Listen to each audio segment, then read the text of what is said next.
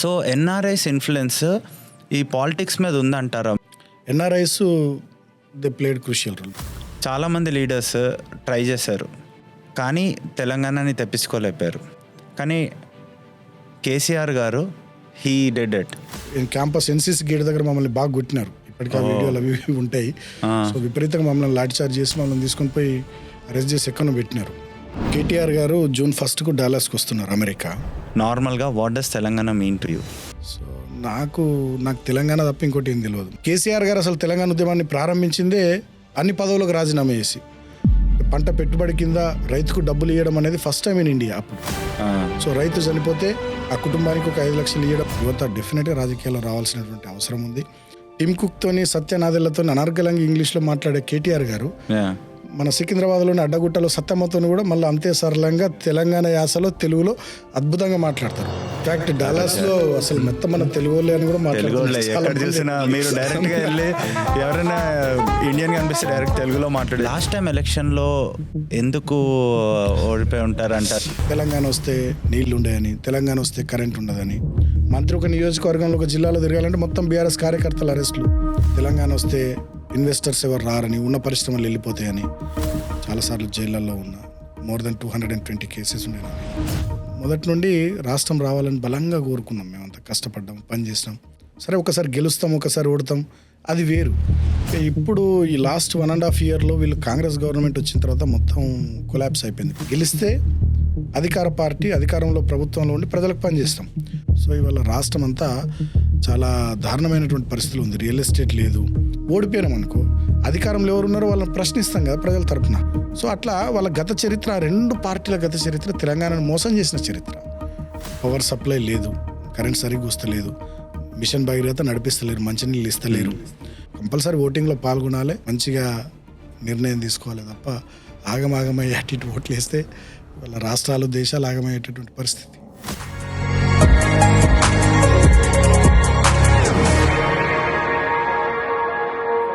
Hi, welcome to map talks. ఈరోజు మన స్టూడియోలో బల్కా సుమన్ గారు ఉన్నారు. ఆయన ఓయూ స్టూడెంట్ లీడర్ నుంచి యంగ్ ఏజ్లోనే ఒక ఎంపీ అండ్ ఎమ్మెల్యేగా అయ్యారు. సో తెలంగాణ ఫార్మేషన్ గురించి అండ్ పాలిటిక్స్ గురించి ఆయన ఇన్సైట్స్ ఏంటో తెలుసుకుందాం. And there is a small disclaimer, Map Talks is not part of any political party. We just bring out few insights. So let's get into the show. Hi Suman garu, welcome to Map Talks. Thank you brother. And welcome to USA and New Jersey too. Thank you. So మీరంటే ఆర్టిస్టులు bro మా Instagram handle నుంచి and map టాక్స్లో ఇప్పటివరకు మేము చేసిన దాంట్లో this is the first political based interview మేము చేస్తున్నది. So I'm not nervous nor I'm not స్టడీగా ఓకే. సో ఫస్ట్ థింగ్ ఏంటంటే మేము యూఎస్ఏలో 3 yearsగా we have been doing lot of events in different places. ఎలా అంటే కొంచెం మన వాళ్ళందరూ కలిసి కొంచెం పార్టీస్ చేసుకునే పార్టీ ఈవెంట్స్లో చేస్తాం. అది కూడా ఇక్కడ ఎన్నో నాన్ ప్రాఫిట్ ఆర్గనైజేషన్స్ అవి ఉంటాయి వాటి గురించి. అండ్ ఈ కమ్యూనిటీ మొత్తాన్ని టుగెదర్ చేయడానికి we have been working a lot. మా ఈ మ్యాప్ టాక్స్ ద్వారా యంగ్ పీపుల్కి ఆల్ డిఫరెంట్ సెక్టర్స్ నుంచి కొంచెం ఇన్ఫర్మేషన్ ఇద్దాము అన్న దీంతో we're doing this map talks. పొలిటికల్గా కూడా because you guys are the face of our thing. And మా ఇల్లు బాగుంటే మేము ఇక్కడ బాగుంటాం, అంతే కదా. సో దానికోసం అని ఈ ఇంటర్వ్యూ చేద్దామని అనుకుంటున్నాను. అండ్ మీరు ఇక్కడ ఉన్నారని తెలిసి we have invited you. So purpose ఏంటి మీరు యూఎస్ఏ రావడానికి పర్పస్? నేను కూడా మీ మ్యాప్ టాక్స్ గురించి విన్నాను. You been doing good. So common friends ద్వారా దత్ గారు ఇట్లున్నారు, మిమ్మల్ని ఒక ఇంటర్వ్యూ చేద్దాం అంటున్నారు. ఫ్రెండ్స్ చెప్తే సరే చేద్దాం. నేను కేటీఆర్ గారు June 1కు డాలస్కి వస్తున్నారు, అమెరికా. సో వారి ప్రోగ్రాంకి సంబంధించి కొంచెం ముందు మేము కొంతమంది వచ్చినాం. సో దాంట్లో భాగంగా నేను కూడా రావడం జరిగింది. అంటే మా బీఆర్ఎస్ పార్టీ 2001లో తెలంగాణ రాష్ట్రాన్ని సాధించడానికి పుట్టినటువంటి పార్టీ. సో 24 సంవత్సరాలు పూర్తి చేసుకుని 25వ సంవత్సరంలో అడుగుపెట్టింది. అంటే సిల్వర్ జూబ్లీ ఇయర్లో ఉన్నాం. ఓకే. దానికి సంబంధించి రీసెంట్గా వరంగల్లో లక్షలాది మందితో పెద్ద బహిరంగ సభ జరిగింది.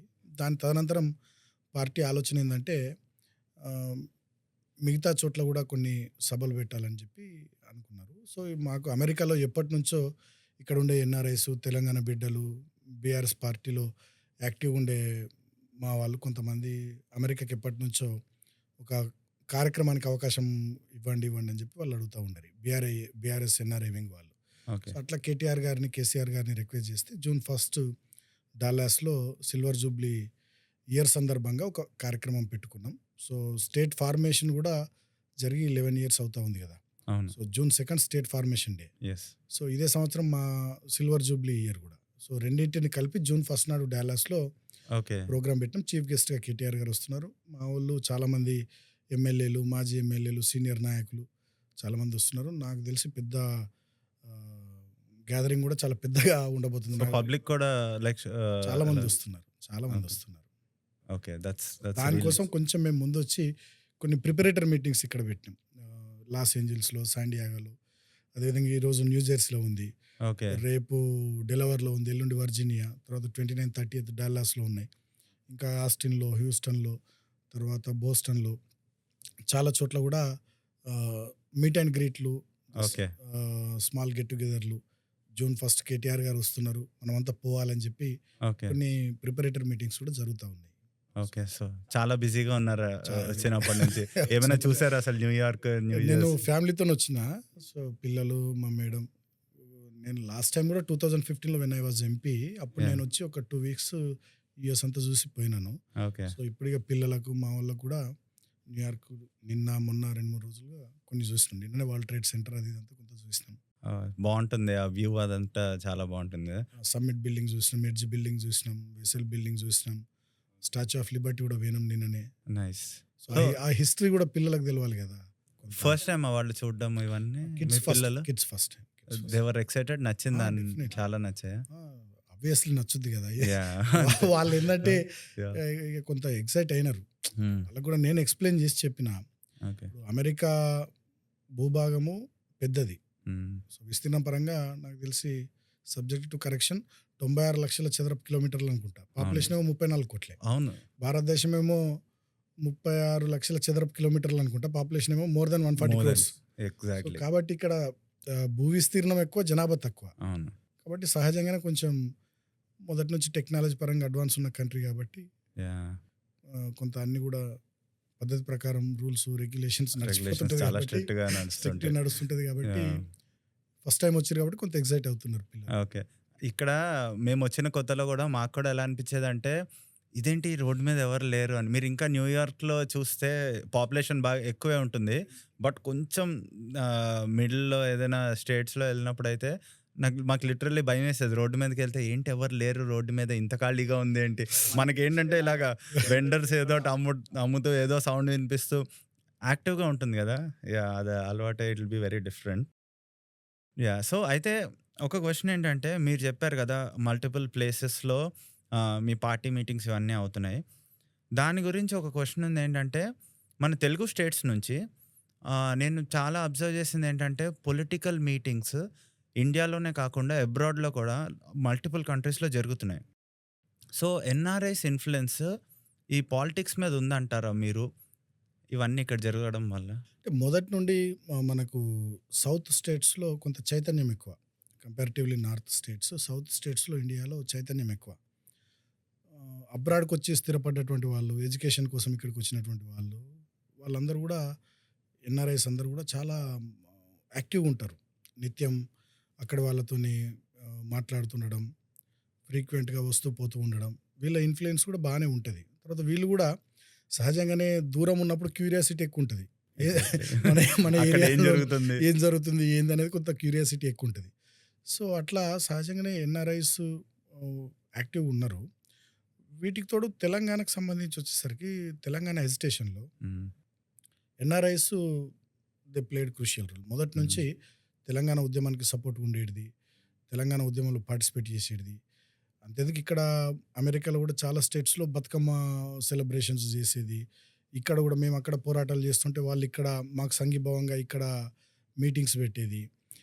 లండన్లో థేమ్స్ నది ఒడ్డున కూడా బతుకమ్మ సెలబ్రేషన్స్ చేయడం. టైమ్స్ స్క్వేర్లో టైమ్స్ స్క్వేర్ దగ్గర కూడా న్యూయార్క్లో బతుకమ్మ ఫెస్టివల్ చేయడం. ఇట్లా చాలా సందర్భాల్లో తెలంగాణ కల్చర్‌ని, తెలంగాణ ఐడెంటిటీని, తెలంగాణ రాష్ట్రం రావాలనే కాంక్షను బలంగా ఇక్కడి ఎన్ఆర్ఐలు, తెలంగాణ బిడ్డలు చాటి చెప్పేది. కాబట్టి మొదటి నుండి ఉద్యమంలో ఉన్నప్పటి నుండి ఇప్పటి వరకు వాళ్ళ ఇన్‌ఫ్లూయెన్స్ ఉన్నది.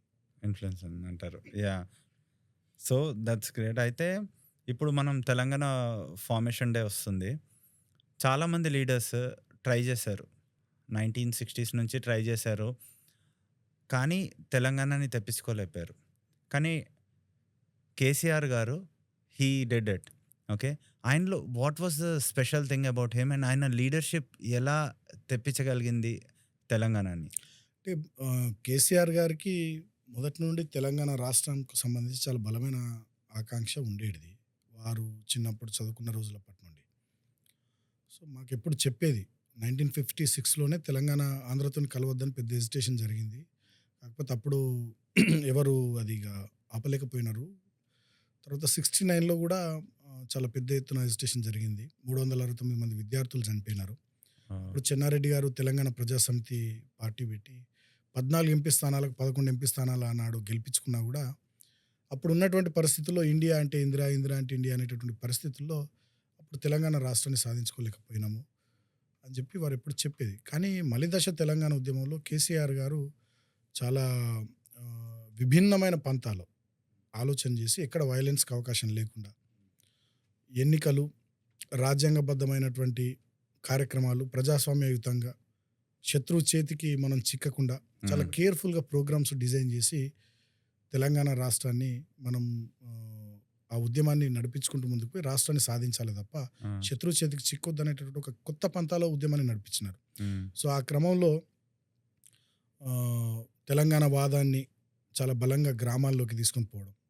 ఎన్నికలు వచ్చినటువంటి ప్రతి సందర్భాన్ని అవి స్థానిక సంస్థల ఎన్నికలైనా, ఎమ్మెల్యే ఎన్నికలైనా, పార్లమెంట్ ఎన్నికలైనా తెలంగాణ వాదం గురించి ప్రజల్లోకి సభల ద్వారా, ప్రసార మాధ్యమాల ద్వారా, క్యాసెట్ల ద్వారా, లిటరేచర్ ద్వారా కూడా బాగా జనాల్లోకి తీసుకొని పోవడం. ఓకే. తెలంగాణ రాష్ట్రం రావాలనే బలమైన కాంక్ష ప్రజల్లో విస్తృతంగా ఏర్పడిపోయేటట్టు బహుముఖంగా వారు ప్రణాళికలు రూపొందించారు. అంతకుముందు వరకు తెలంగాణలో, ఆంధ్రప్రదేశ్‌లో ఏముంటుందంటే ఎవరైనా ఉద్యమం తెలంగాణ అన్నారంటే ఏదో వాళ్ళకి పదవి రాలేదు కాబట్టి తెలంగాణ అన్నారు అనేటటువంటి ఒక అది ఉంటుండే. ఓకే. కేసీఆర్ గారు అసలు తెలంగాణ ఉద్యమాన్ని ప్రారంభించిందే అన్ని పదవులకు రాజీనామా చేసి. యాహ్! ఆనాడు వారు డిప్యూటీ స్పీకర్ పదవికి రాజీనామా చేసి, ఎమ్మెల్యే పదవికి సిద్దిపేట ఎమ్మెల్యే పదవికి రాజీనామా చేసి, త్యాగాల పునాదుల మీదనే తెలంగాణ రాష్ట్రం సాధించాలనేటటువంటి సంకల్పాన్ని చాలా బలంగా వారు ప్రదర్శించి ఓకే. ఒక వినూత్నమైనటువంటి పంథాలో వారు ఉద్యమాన్ని 14-15 ఏళ్ల పాటు సస్టైన్ చేయగలిగినారు. ఓకే. ఆ క్రమంలో ఎన్నో పోరాటాలు. సో, 2004లో కాంగ్రెస్ పార్టీ కేసీఆర్ గారితో పొత్తు పెట్టుకొని తెలంగాణ ఇస్తామని చెప్పి ఆనాడు ప్రయత్నాలు చేసింది కొంత. సో, కేసీఆర్ గారు చాలా బలంగా ప్రెషర్ చేసినారు. కేంద్రంలో మంత్రిగా ఉండి ప్రణబ్ ముఖర్జీ గారితో ఒక కమిటీ వేపియడం, ఆ కమిటీకి 36 పార్టీలతో లేఖలు ఇప్పియడం, కామన్ మినిమం ప్రోగ్రాంలో పెట్టేయడం, రాష్ట్రపతి ప్రసంగంలో చెప్పేయడం, ఇట్లా చాలా వారి ప్రయత్నాలు ఒకటే దెబ్బలో 2004లో తెలంగాణను అంశాన్ని జాతీయ స్థాయికి వారు తీసుకొని పోయినారు. సరే, ఒక అనివార్యమైనటువంటి పరిస్థితి 2009 తర్వాత కంపల్సరీ ఇవ్వాల్సినటువంటి పరిస్థితిని వారు క్రియేట్ చేసినారు. హైదరాబాద్ ఫ్రీ జోన్ అంశం వచ్చినటువంటి తరుణంలో అంతకుముందు కాంగ్రెస్ పార్టీ మోసం చేసింది, ఇవ్వలేకపోయింది. వారు మంత్రివర్గం నుంచి బయటకు వచ్చినారు, పోరాటం చేసుకుంటూ ముందుకు పోయినారు.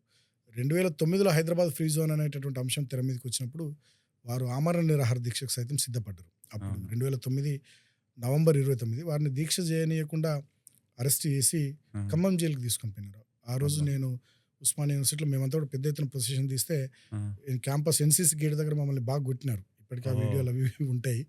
సో, విపరీతంగా మమ్మల్ని లాఠీ చార్జ్ చేసి మమ్మల్ని తీసుకొని పోయి అరెస్ట్ చేసి ఎక్కడో పెట్టినారు. మీకు ఎలా అనిపించింది? అంటే ఆ టైంలో మీరు ఇంకా డౌన్ అయ్యారా? లేదంటే how did that affect you? Strong అయినాము, అట్లేం లేదు, ఇంకా స్ట్రాంగ్ అయినాము. సో, అట్లా కేసీఆర్ గారు చావు నోట్లో సైతం తలబెట్టి గాంధేయ పద్ధతిలో తెలంగాణ వాదాన్ని చాలా బలంగా ఢిల్లీకి చాటి చెప్పిన క్రమంలో తెలంగాణ జనమంతా కూడా ఉద్యోగులు, నిరుద్యోగులు, విద్యార్థులు, మహిళలు, రైతులు అందరూ కూడా కేసీఆర్ గారి వెంట నడిచినారు. అంటే కేసీఆర్ గారు చెప్పినటువంటి విషయాలు కూడా నిజమే కదా, వాస్తవమే కదా అనే స్థాయికి ప్రజలందరినీ ఒక్కొక్క దశలో హీ కుడ్ కన్విన్స్. జాతీయ పార్టీలను కానీ ఇతర రాజకీయ పార్టీలను కానీ వారు కన్విన్స్ చేయగలిగినారు. ఎందుకంటే నీళ్లలో జరుగుతున్న నష్టము, నిధుల్లో జరుగుతున్న నష్టము, నియామకాల్లో జరుగుతున్నటువంటి నష్టము, తెలంగాణ భాష మీద, యాస మీద జరుగుతున్నటువంటి దాడి, వీటన్నిటిని కూడా అర్థం చేయించగలిగినారు అందరికీ. మ్మ్. కాబట్టి అనివార్యంగా రాష్ట్రం ఏర్పడాల్సినటువంటి పరిస్థితులు వారు సకల జనుల సమ్మె కానీ, సాగరహారం కానీ, మిలియన్ మార్చ్ కానీ, మ్మ్. సడక్ బంద్ కానీ, రాజీవ్ రహదారి దిగ్బంధం కానీ, మ్మ్. తర్వాత ఎమ్మెల్యేలు ఎంపీల రాజీనామాల ద్వారా ఉప ఎన్నికలు తీసుకురావడం కానీ.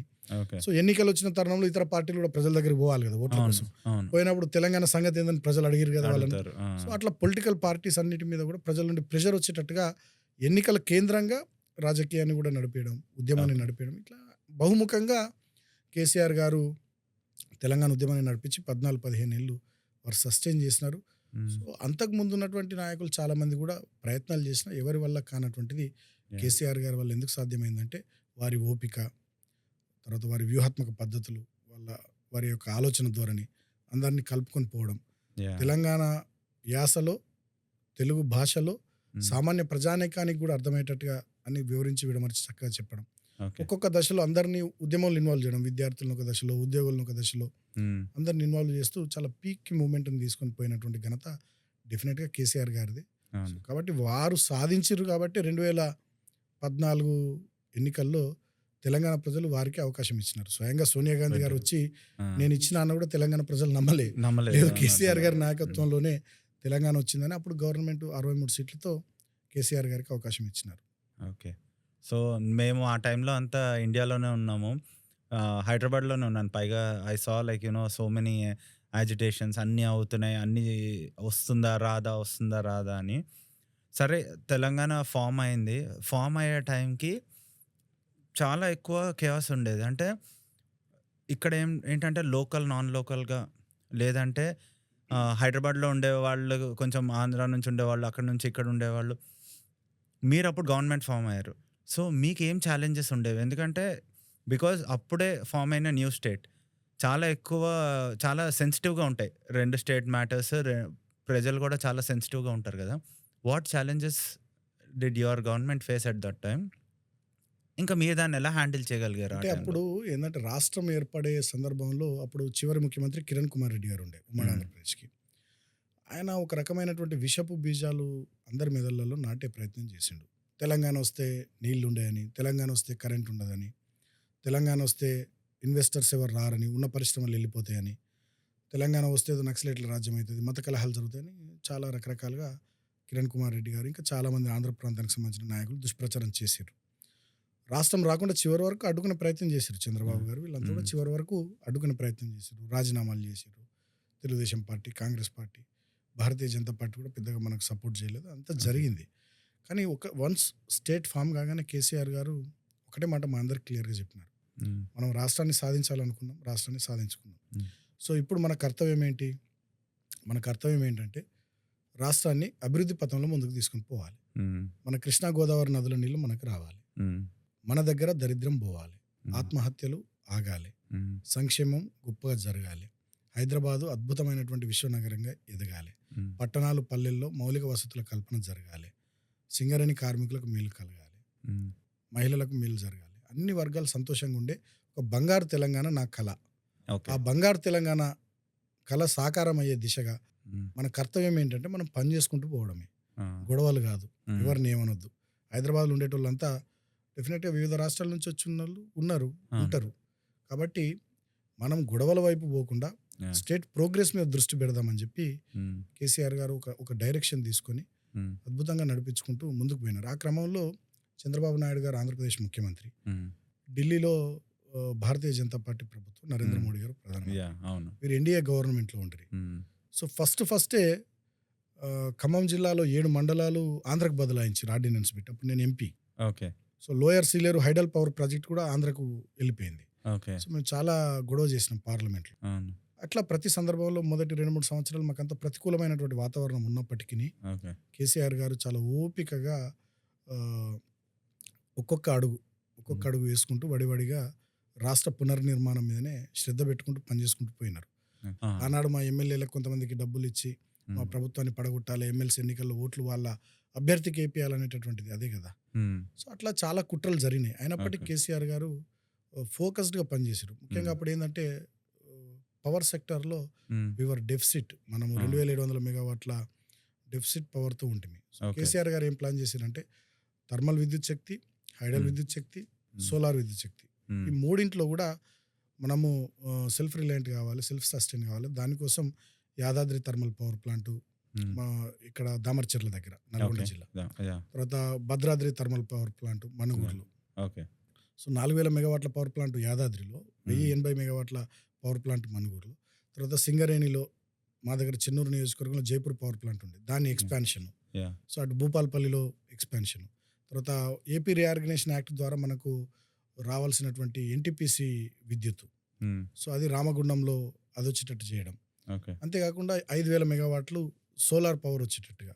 తర్వాత హైడల్ విద్యుత్ శక్తిని కూడా పెంచుకొని సుమారు 18,500 మెగావాట్ల విద్యుత్ ఉత్పత్తికి వారు వడివడిగా ప్రణాళికలు రూపొందించి మెల్లగా అవన్నీ కూడా అచీవ్ అవ్వకుంటూ పోయినాం. ఆ క్రమంలో అప్పుడే కొత్త ఏర్పడ్డటువంటి రాష్ట్రం కాబట్టి పారిశ్రామికవేత్తలకు, గృహ అవసరాలకు, రైతాంగానికి ఇబ్బంది కావద్దని ఛత్తీస్గఢ్ ప్రభుత్వంతో కూడా ఒక అగ్రిమెంట్ చేసుకొని కొన్ని మెగావాట్ల పవర్ అక్కడి నుండి తెచ్చుకోవడం.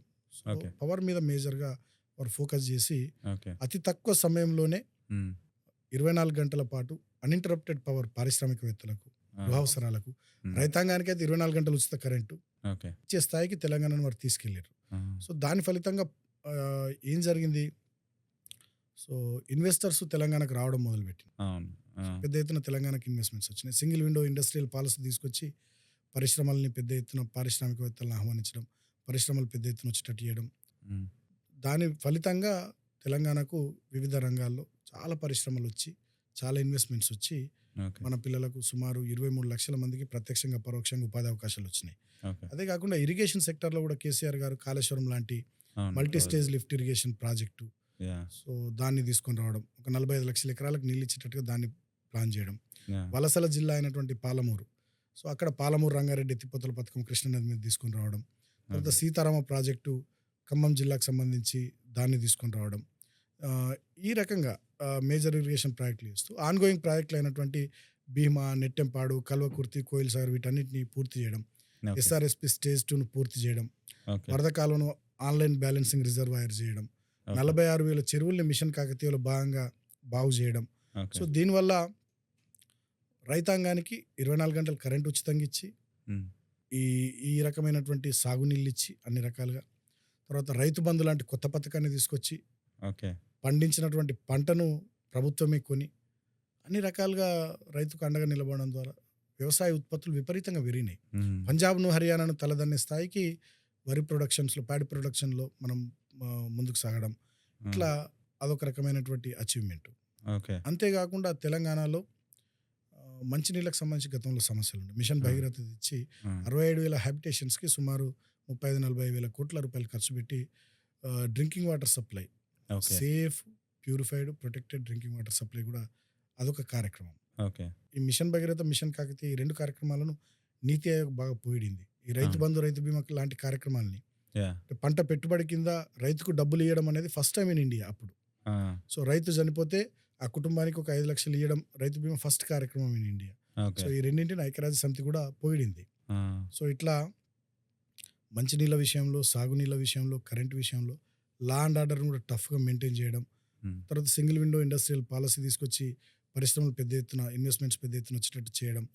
సంక్షేమ రంగంలో కూడా ఎక్కడ కూడా పేదలు, మధ్యతరగతి, దిగువ మధ్యతరగతి ప్రజలు ఇబ్బంది పడొద్దని చెప్పి సంక్షేమ రంగంలో కూడా ఆడబిడ్డ పెళ్లి కోసం 1,00,000 రూపాయలు ఇవ్వడం, పెన్షన్ 200 నుంచి 2,000 రూపాయలు చేయడం, ఇట్లా మల్టిపుల్గా అనేక రకాలైనటువంటి ఎఫర్ట్స్ పెట్టడం వల్ల తెలంగాణలో తలసరి ఆదాయం 93,000 ఉన్నది 2014 నాడు 3,12,000 అయింది 2023 వచ్చేసరికి. తెలంగాణ స్టేట్ జిఎస్డిపి 4 లక్షల పైచిల కోట్లు ఉన్నది 14-15 లక్షల కోట్లకు పోయింది 2023 నాటికి. 2,700 మెగావాట్ల పవర్ డెఫిసిట్లో ఉన్న తెలంగాణ 18,500 ఇన్స్టాల్డ్ కెపాసిటీ స్థాయికి, అన్ని మెగావాట్ల స్థాయికి ఎదిగేటట్టుగా పోయింది. సో దేశానికే ధాన్య భండాగారంగా తెలంగాణ పంటల విస్తీర్ణము విపరీతంగా పెరగడం వల్ల, సాగు విపరీతంగా పెరగడం వల్ల అదొకటి జరిగింది. అదే కాకుండా బ్లూ రెవల్యూషన్, ఈ రిజర్వాయర్స్, చెరువులు ఇవన్నీ పెద్ద ఎత్తున రావడం వల్ల, మంచిగా కావడం వల్ల నీలి విప్లవం అంటే చేప పిల్లల పెంపకం బాగా వచ్చింది. సో ఇట్లా అనేక రకాలుగా బ్రహ్మాండంగా తెలంగాణ అద్భుతంగా కేసీఆర్ గారి నాయకత్వంలో తయారైంది. నేను ఇదంతా మీకు ఎందుకు చెప్తున్నానంటే, కేసీఆర్ గారు ఒకటే మాట వారు చెప్పేది మాకు రాష్ట్రం వచ్చిన కొత్తలో, మనం ఎందుకోసం తెలంగాణ తెచ్చుకుందాం, మనం బాగుపడడం కోసం, మరి మన బెటర్మెంట్ కోసం మనం పనిచేద్దాం, వేరే అని మనకు ఎందుకని చెప్పి ఆ డైరెక్షన్లోనే హ్మ్. ఎంపీలను గానీ, మినిస్టర్స్‌ని గానీ, ఎమ్మెల్యేలను గానీ, అధికారులను గానీ అందరిని ఆ డైరెక్షన్‌లోనే నడిపిచ్చి సో, అద్భుతమైనటువంటి రాష్ట్రంగా తెలంగాణను తీర్చిదిద్దినారు. ఓకే. So, yeah! మీరు చెప్పినట్టు like lot of things power నుంచి పవర్ డెఫిసిట్‌ని క్లియర్ చేశారు. ఇన్ని చేశారు. లాస్ట్ టైమ్ ఎలక్షన్‌లో ఎందుకు ఓడిపోయి ఉంటారంటారు? బికాస్ ఇక సహజంగానే మీరు దక్షిణ భారతదేశంలో తీసుకుంటే వరుసగా 2 సార్లు ప్రభుత్వాలు ఏర్పడ్డాయి. మూడోసారి ఏర్పడడం చాలా అరుదు. రాలే. హ్మ్. దక్షిణ భారతదేశంలో అది సాధ్యం యాహ్! కాలే.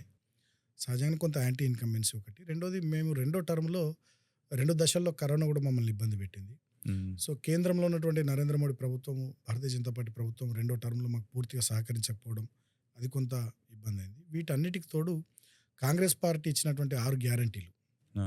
తర్వాత 420 హామీలు వాటిని జనం కొంత నమ్మిర్రు. జనం సరే కేసీఆర్ గారు ఇవన్నీ చేసిర్రు కదా 2 టర్ములు. వాళ్ళొకసారి ఇవన్నీ చేస్తామంటున్నారు. ఒకసారి వాళ్ళని చూద్దాం అనేటటువంటి ఆలోచన జనానికొచ్చింది. హ్మ్. ఏం చెప్పిర్రు కాంగ్రెస్ వాళ్ళు మామూలుగా చెప్పలే. దేవుళ్ళ మీద ఒట్లు పెట్టిర్రు. ఆహా! ఏవి పడితే అవి చెప్పిండ్రు. ప్రతి ఆడబిడ్డ పెళ్ళికి కేసీఆర్ ₹1,00,000 ఇస్తున్నాడు. మేము తులం బంగారం ఇస్తామన్నారు. 18 ఏళ్ళు నిండితే స్కూటీ ఇస్తామన్నారు. హ్మ్. 2,500 ఇస్తామన్నారు. పెన్షన్ 4,000 చేస్తామన్నారు. 2,00,000 రుణమాఫీ అన్నారు. రైతు బంధు కేసీఆర్ తక్కువ ఇస్తున్నాడు. మేము రైతు భరోసా కింద 15,000 ఇస్తాం పంటకు ఎకరానికి అని చెప్పి ఇట్లా రైతులను, మహిళలను అదేవిధంగా నిరుద్యోగులకేమో సంవత్సరానికి మేము 2,00,000 ఉద్యోగాలు ఇస్తాము. జాబ్ క్యాలెండర్ రిలీజ్ చేస్తాము. అవును. ప్రతి నెల ₹4,000 నిరుద్యోగ భృతి ఇస్తామని చెప్పి. హ్మ్. దళితులకు కేసీఆర్ 10,00,000 ఇస్తున్నాడు. మేము 12,00,000 ఇస్తాము. అంబేద్కర్ అభయాస్తం కింద అని చెప్పి ఇట్లా ఒక్కొక్క వర్గానికి టార్గెటెడ్‌గా ఏమేమి హామీలు ఇవ్వాలో అవన్నీ ఇచ్చి హ్మ్.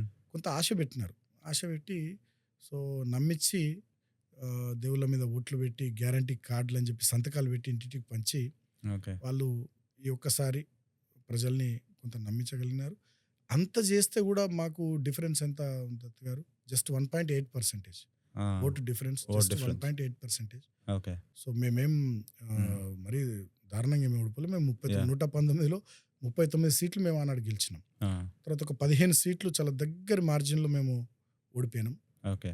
అయినప్పటికి కూడా ఆనాడు ఉద్యమ పార్టీగా 14, 15 ఏళ్ళు పనిచేసిన పార్టీ. యాహ్! అధికారంలో 2 టర్ములు మాకు అవకాశం ఇస్తే సుమారు 9.5, 10 సంవత్సరాలు ప్రజల కోసం అన్ని రకాల కార్యక్రమాలు, అభివృద్ధి సంక్షేమాలు చేసినటువంటి పార్టీ. హ్మ్. ఇవాళ ప్రధాన ప్రతిపక్షంగా ఓ బాధ్యత ఇచ్చిర్రు ప్రజలు. డెఫినెట్‌గా ఈ బాధ్యతను కూడా సమర్థవంతంగా నిర్వర్తిస్తూ పనిచేస్తా ఉన్నాం. పనిచేస్తున్నారు. ఓకే. సో, ఇప్పుడు ఫోకస్ కొంచెం ఎన్ఆర్ఐస్ మీద షిఫ్ట్ చేస్తూ చాలా బ్రెయిన్ డ్రైన్ అవుతుంది. అంటే ఏంటంటే ఎంతోమంది టాలెంటెడ్ విద్యార్థులు గానీ, వర్క్ చేసేవాళ్ళు గానీ అబ్రాడ్ వెళ్ళిపోతున్నారు. చాలా ఇయర్స్‌గా ఇది జరుగుతుంది. సో, ఇక్కడ నుంచి కూడా చాలామంది వెనక్కెళ్ళిపోవాలి. ఇన్ మనం ఇండియా ఎళ్ళిపోదాం. మన ఇంటికెళ్ళి అక్కడే వర్క్ చేసుకుందాం అని అనుకుంటారు. మీరు పొలిటీషియన్‌గా లైక్ ఫ్రమ్ పాలిటిక్స్ వైస్ నుంచి మీరేమంటారు? Like what is your take on that? అంటే కేంద్ర ప్రభుత్వం గానీ, రాష్ట్ర ప్రభుత్వాలు గానీ డెఫినెట్‌గా ఒక ఈకో సిస్టమ్ డెవలప్ చేయాలి. హ్మ్. చదువుకున్నటువంటి పిల్లలకు సంబంధించి, చాలా టాలెంట్ ఉన్నటువంటి వాళ్ళందరికీ సంబంధించి అవకాశాలు కల్పించే బాధ్యతను ప్రభుత్వాలు ఖచ్చితంగా తీసుకోవాలి. గతంలో మా ప్రభుత్వం ఉన్నప్పుడు కేసీఆర్ గారి మార్గనిర్దేశకత్వంలో, కేటీఆర్ గారి నాయకత్వంలో యంగ్ ఎంటర్‌ప్రెన్యూర్స్ కోసం మేము టీ హబ్ లాంటి కార్యక్రమం, వి హబ్ లాంటి కార్యక్రమం అనేక రకాలైనటువంటి కార్యక్రమాలు చేసినాం. అంతేగాకుండా ఐటీ రంగంలో ఏరోస్పేసు, డిఫెన్సు, ఫార్మా, ఎలక్ట్రానిక్సు, తర్వాత హార్డ్‌వేరు, ఈవీ వివిధ రంగాల్లో పెద్ద ఎత్తున ఇన్వెస్ట్‌మెంట్స్‌ని ఆకర్షించే ప్రయత్నం చేసి, యాహ్! అక్కడనే స్థానికంగా మన వాళ్ళకి చాలా అవకాశాలు వచ్చేటటువంటి ఆ పని మేము చేసినాం. హ్మ్. సో, దాంట్లో భాగంగా మీరు గమనించినట్టయితే గతంలో ఐటీ ఎక్స్‌పోర్ట్స్ చాలా తక్కువుండే హైదరాబాద్ నుంచి. యాహ్! దాన్ని సుమారు 2.5 లక్షల కోట్లకు తీసుకొని పోగలిగినాం మా ఆ! ప్రభుత్వం వచ్చిన తర్వాత. అంతేకాకుండా మీరు గమనిస్తే అమెజాను, గూగులు, సేల్స్ ఫోర్సు, తర్వాత హ్మ్. ఫేస్‌బుక్ లాంటి చాలా కంపెనీలకు అయితే ప్రధాన కార్యాలయాలు లేదంటే ఎక్స్‌పాన్షన్‌కు సంబంధించినటువంటి కార్యాలయాలన్నీ కూడా హైదరాబాద్‌లో వచ్చేటట్టు చేయగలిగినాం. ఆ! అంతేకాకుండా అన్నిటికన్నా ముఖ్యంగా నేను చెప్పేదేంటంటే విదేశాల్లో చదువుకునేటటువంటి విద్యార్థులకు సంబంధించి కూడా ఓవర్సీస్ స్కాలర్‌షిప్‌లు మేము పెట్టి 20,00,000 హ్మ్. స్కాలర్‌షిప్ ఇచ్చి వాళ్ళని చదువుకోవడానికి కూడా ఎంకరేజ్ చేసినాం. వాళ్ళ యూనివర్సిటీ ఫీస్ కోసం. యూనివర్సిటీ ఫీజులు కట్టడం, ఆ! వాళ్ళ స్టైఫండ్స్ కట్టడం, ఓకే. స్కాలర్‌షిప్‌లు కట్టడం ఇట్లా అనేక రకాలైనటువంటి పనులు చేసినాం. అంటే హైదరాబాద్‌లో జాబ్ అవకాశాల కోసమేమో పెద్ద ఎత్తున పారిశ్రామికవేత్తల్ని, పరిశ్రమల్ని ఆహ్వానించి వాళ్ళకక్కడ మన పిల్లలకు అవకాశాలు వచ్చేటట్టు చేయడం ఒకటి. అదే కాకుండా జాబ్ సీకర్స్గా కాకుండా జాబ్ క్రియేటర్స్గా మారాలని చెప్పి వి హబ్, టీ హబ్ లాంటి ఇన్నోవేటివ్ కార్యక్రమాలు అవి తీసుకున్నాం. ఓకే. 3 అబ్రాడ్ వెళ్ళి చదువుకుంటామని మన వాళ్ళు అంటే వాళ్ళకు ఒక 20 లక్షల ఓవర్సీస్ స్కాలర్షిప్ ఇచ్చి వాళ్ళు చదువుకోవడానికి వాళ్ళకి వెన్నుదన్నుగా నిలబడి ఇట్లా మల్టిపుల్గా మనం పనిచేసినాం. ఇట్లా మన ఓకే. గవర్నమెంట్లు పనిచేసినట్టు అన్ని రాష్ట్రాల ప్రభుత్వాలు, కేంద్ర ప్రభుత్వాలు కూడా పనిచేస్తే డెఫినెట్గా చాలా మేలు కలుగుతుంది. బెటర్ అవుతుంది Better అంటారు. సో మీరు కేటీఆర్ గారి గురించి చెప్పారు.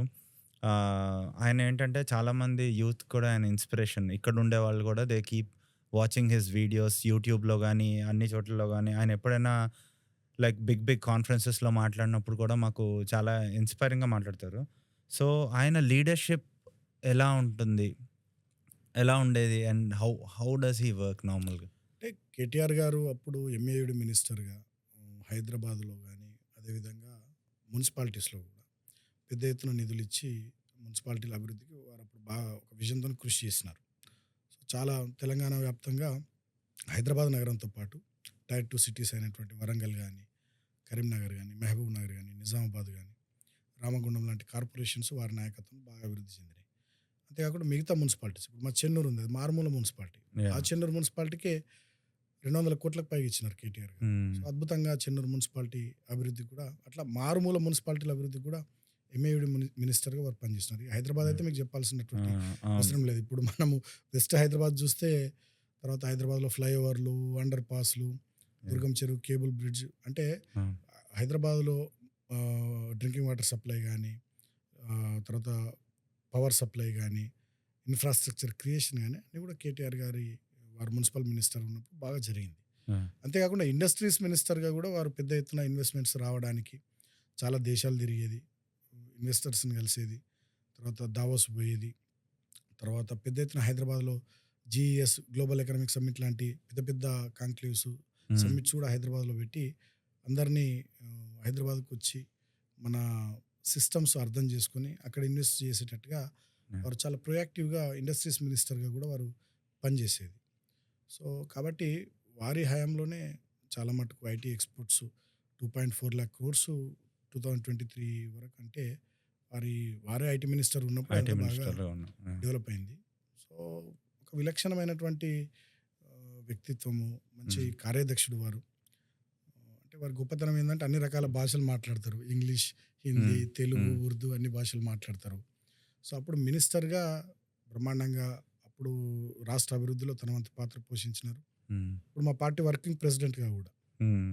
ఇప్పుడు కార్యకర్తల్ని కలుపుకొని పోవడంలో, పార్టీని ముందుండి నడిపించడంలో యాహ్! ఇప్పుడు లాస్ట్ 1.5 ఇయర్‌గా ప్రధాన ప్రతిపక్షంగా ఉన్నాం మేము. హ్మ్. సో చాలా ఇష్యూస్ మీద వారి నాయకత్వంలో మేము ఫైట్ చేస్తున్నాం. అవును. ముఖ్యంగా లగచెర్లలో లంబాడ బిడ్డల మీద హ్మ్. అక్కడ కొడంగల్ ముఖ్యమంత్రి సొంత నియోజకవర్గంలో దాడి జరిగితే వాళ్ళకు వెన్నుదన్నుగా నిలబడి ఢిల్లీ దాకా తీసుకొని పోయి జాతీయ స్థాయిలో ముఖ్యమంత్రిని దోషిగా నిలబెట్టినారు.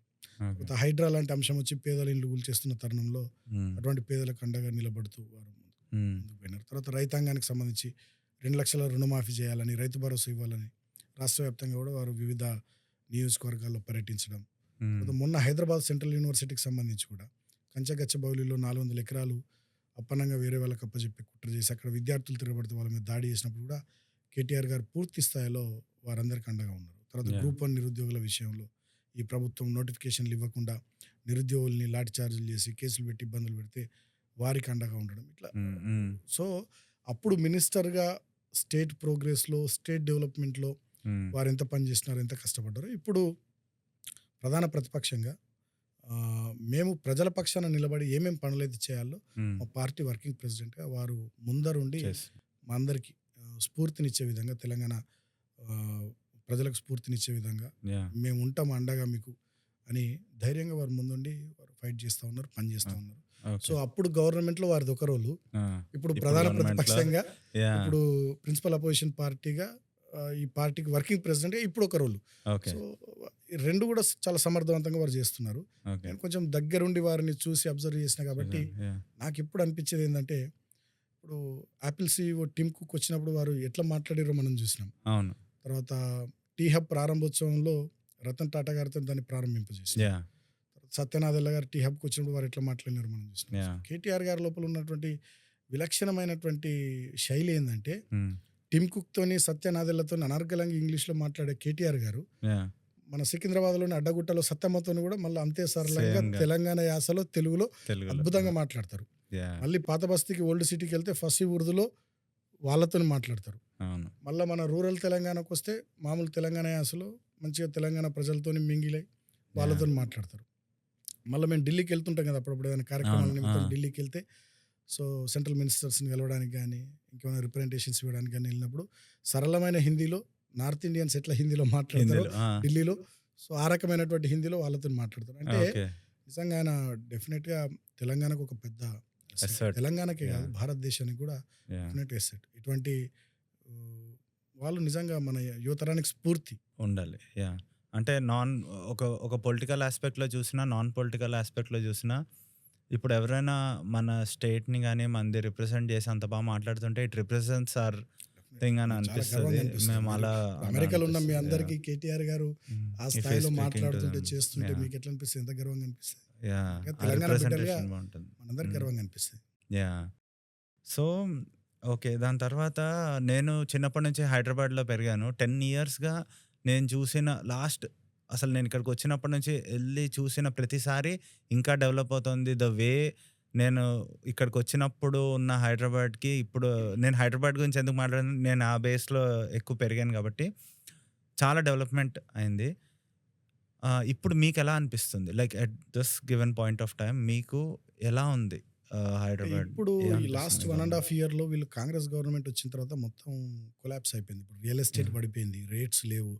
అమెరికాలో నేను లాస్ట్ 12 డేస్ నుంచి తిరుగుతున్న చాలా మంది ఫ్రెండ్స్ కలుస్తూ ఉన్నారు, చెప్తా ఉన్నారు భూముల ధరలు పడిపోయినాయి, మేము ఇక్కడ ఇన్వెస్ట్ చేసినాం, అక్కడ ఇన్వెస్ట్ చేసినాం, మొత్తం భూముల ధరలు పడిపోయినాయి అని. అంటే మరి హైడ్రా పేరిట మొత్తం కూడా కొట్టుకుంటుంటే, రియల్ ఎస్టేట్ వ్యాపారస్తులు దాన్ని బెదిరించుకుంటుంటే, బిల్డింగ్ మీరు కట్టే బిల్డింగ్లలో ఇంత పర్సంటేజ్ ఇవ్వాలని, పర్మిషన్లు ఇవ్వాలంటేనే పర్సంటేజ్లు ఇవ్వాలని భయపెడతా ఉంటే ఎవరు ముందుకు వస్తారు?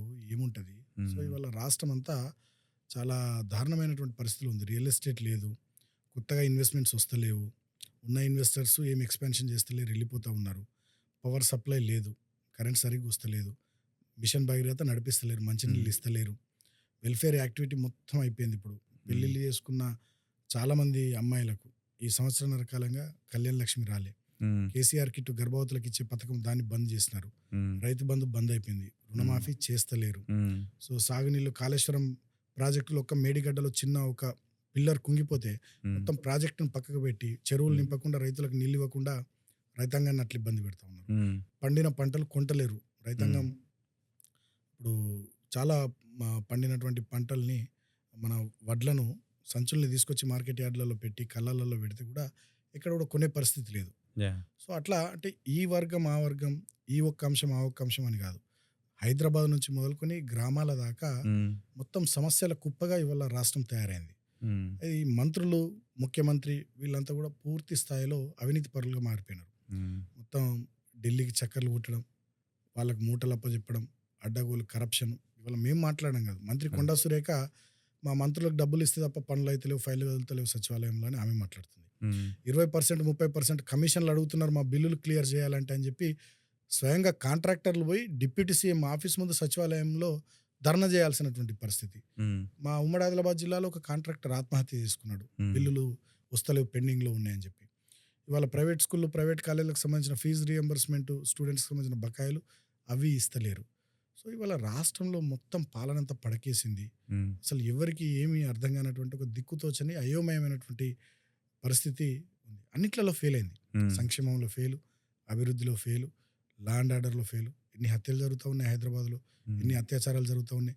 మొన్నటికి మనం మిస్ వరల్డ్ పోటీలు పెడితే ఆమె మిస్సింగ్ ల్యాండ్ నా పట్ల నన్ను ఒక వేషలాగా చూసిర్రు, అసభ్యంగా ప్రవర్తించిందని చెప్పి ఆమె పోటీల మధ్యలో నుంచి వెళ్ళిపోయి ఇంగ్లాండ్లో ఇంటర్వ్యూలు ఇచ్చుకునేటటువంటి దౌర్భాగ్య పరిస్థితి వచ్చింది. అంటే స్టేట్ యొక్క ప్రైడ్, స్టేట్ యొక్క ప్రెస్టేజ్ మొత్తం దెబ్బతీస్తూ ఉన్నారు. ఇక మేము సీరియస్గా ప్రధాన ప్రతిపక్షంగా అన్ని విషయాలు మాట్లాడుతూ ఉంటే కాళేశ్వరం ప్రాజెక్టు మీద కమిషన్ వేసి కేసీఆర్ గారికి, హరీష్ రావు గారికి నోటీసులు, ఫార్ములా అది కేసే కాదు, అది ఇష్యూ కాదు, అదో కేసు పేరిట దాంట్లో ఏసీబీ విచారణ పేరిట కేటీఆర్ గారిని తిప్పుతూ, మళ్ళీ ఇప్పుడు కేటీఆర్ గారిది లండన్, అమెరికా పర్యటనలు ఉంటే మళ్ళీ కేటీఆర్ గారికి నోటీసులు ఇచ్చారు. అంటే వాళ్ళు పని చేస్తలేరు, ప్రధాన ప్రతిపక్షంగా మేము ప్రశ్నిస్తే మా మీద కేసులు పెట్టడం, నోటీసులు ఇవ్వడం, ఈ రకంగా ఒక రకమైనటువంటి విండిక్టివ్ పాలిటిక్స్ చేస్తూ ఉన్నారు. ప్రజా పాలన లేదు, ఓకే. సంక్షేమాన్ని, అభివృద్ధిని గాలికి వదిలేసి ప్రతిపక్షం మీద పడి ఏదో చేసి ఒక రకమైనటువంటి నిర్బంధ రాజ్యంగా ఒక ఫాసిస్ట్ ప్రభుత్వంలాగా పనిచేస్తూ ఉన్నారు తప్ప గతంలో కేసీఆర్ గారి లాగా ఒక పెద్ద దిక్కులాగా, ఒక పెద్దన్నలాగా, ఒక ప్రభుత్వ పెద్ద, కుటుంబ పెద్ద అంటే ఏ రకంగా రాష్ట్రాన్ని, అధికారులను, ప్రజాప్రతినిధుల్ని అందరినీ కూడా సమన్వయం చేసుకొని రాష్ట్రాన్ని ఎట్లా ముందుకు తీసుకుపోవాలో కేసీఆర్ గారు తీసుకుపోయారు తప్ప ఈయనతోనే అది అయితలేదు. ఓకే. అందుకనే ఇవాళ స్టేట్ యొక్క పరువు పోతుంది. ఒక ముఖ్యమంత్రి ఎక్కడన్నా నేను పోయి అడిగితే నాకు అప్పిస్తలేరు, నన్ను దొంగలాగా చూస్తారని మాట్లాడొచ్చా? ఒక ముఖ్యమంత్రి ఎక్కడన్నా ఉద్యోగస్తులను పట్టుకొని నన్ను కోసుకొని తిన్నా నా దగ్గర పైసలు లేవు, మీరు స్ట్రైక్లకు పోవద్దు, ప్రజల ట్యాక్స్ల రూపంలో వస్తున్నటువంటి ప్రజల సొమ్మును మీరు జీతాలాగా తీసుకుంటున్నారు, మీరు స్ట్రైక్ పోవద్దు, మీకు ఆ హక్కు లేదని ఉద్యోగస్తులను బెదిరించేటట్టు మాట్లాడితే ఒక ప్రభుత్వ పెద్దని అట్లా మాట్లాడితే ఏం గౌరవం ఉంటుంది? సో వీళ్ళ రాష్ట్రం యొక్క పరిస్థితి అగమ్య గోచరం. అందుకనే వీళ్ళ ప్రజలంతా ఈ ప్రభుత్వం ఫెయిల్ అయిపోయింది. సో ఇక ఈ 3.5 సంవత్సరాలు మనం ఆగాలి, మళ్ళీ కేసీఆర్ గారి నాయకత్వం రావాలి, కేసీఆర్ గారిని ముఖ్యమంత్రిని చేసుకోవాలని ఎదురు చూస్తూ ఉన్నారు. మరి మీరు ఇదంతా సోషల్ మీడియాలో కానీ మల్టిపుల్ ప్లేసెస్లో బ్యాడ్ ప్రాపగండాలా మీరు చేస్తున్నారు అని అంటున్నారు. మరి మీరేమంటారు దాని గురించి? కాంగ్రెస్ వాళ్ళు అంటున్నారు అంటున్నారని. సో ఇప్పుడు నేను ఒకటే మాట అంటున్నాను దత్ గారు, మనం అమెరికాలో ఉన్నాం. సో నేను ఇంత దూరం వచ్చి అబద్ధాలు చెప్పాల్సిన అవసరం నాకు లేదు. నిజంగానే మేమే దుష్ప్రచారం చేస్తున్నామని కాంగ్రెస్ వాళ్ళు అనుకుంటే మా 10 మంది ఎమ్మెల్యేలను తీసుకున్నారు కదా, వాళ్ళను డిస్క్వాలిఫై చేయాలని మేము స్పీకర్ గారికి పిటిషన్ ఇచ్చినాం. వాళ్ళతో రాజీనామాలు చేపియండి. ఆల్రెడీ సుప్రీంకోర్టులో కేసు నడుస్తూ ఉంది, జడ్జిమెంట్ వచ్చేది ఉంది, త్వరలో వస్తుంది, అనుకూలంగా వస్తుందని అనుకుంటున్నాం. కాంగ్రెస్ ప్రభుత్వం మీద వ్యతిరేకత లేదు అనుకుంటే ఆ 10 మంది మా ఎమ్మెల్యేలను తీసుకున్న వాళ్ళని రాజీనామాలు చేపించి ఆ 10 అసెంబ్లీ నియోజకవర్గాల్లో ఎన్నికలు తీసుకొస్తే తెలిసిపోతుంది కదా, ప్రజలు మీకు ఓటేస్తే మంచిగా ఉన్నట్టు, ప్రజలు వాళ్ళని ఓడగొడితే వ్యతిరేకత ఉన్నట్టే కదా. మరి స్థానిక సంస్థల ఎన్నికలు ఎప్పుడో పెట్టాలి ఈ ప్రభుత్వం. సర్పంచ్ల పదవి కాలం అయిపోయింది, ఎంపీటీసీల, జడ్పీటీసీల పదవి కాలం అయిపోయింది, మున్సిపల్ చైర్మన్లు, కౌన్సిలర్ల పదవి కాలం అయిపోయింది. ఇవాళ స్పెషల్ ఆఫీసర్ల పాలన పెట్టి నడిపిస్తున్నారు.